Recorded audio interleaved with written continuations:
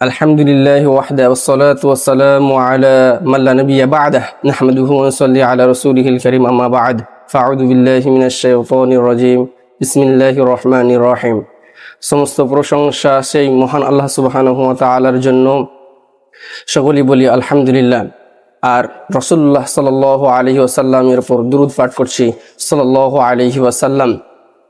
আমি আপনাদের সামনে যে বিষয়টি আলোকপাত করতে চাচ্ছি তা হচ্ছে গীবত বা পরনিন্দা। গীবত মূলত মানুষের অন্তরের দরজা জিহ্বার মাধ্যমে সংগঠিত হয়। এই জিহ্বা মূলত মানুষের অন্তরের গোপনীয়তা প্রকাশ পায়।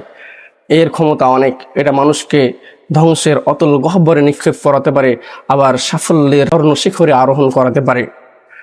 আন আবি হুরায়রা রাদিয়াল্লাহু তাআলা আনহু قال সুইলা রাসূলুল্লাহ সাল্লাল্লাহু আলাইহি ওয়াসাল্লাম عن أكثر ما يدخل الناس الجنة فقال تقوى الله وحسن الخلق وسئل عن أكثر ما يدخل الناس النار فقال الفم والفرج। বিখ্যাত সাহাবী আবু হুরায়রা রাদিয়াল্লাহু তাআলা আনহু হতে বর্ণিত, তিনি বলেন রাসূল সাল্লাল্লাহু আলাইহি ওয়াসাল্লামকে বলতে শুনেছি যে আল্লাহ রাসূল সাল্লাল্লাহু আলাইহি ওয়াসাল্লামকে জিজ্ঞাসা করা হলো, কোন জিনিস মানুষকে বেশি জান্নাতে প্রবেশ করাবে?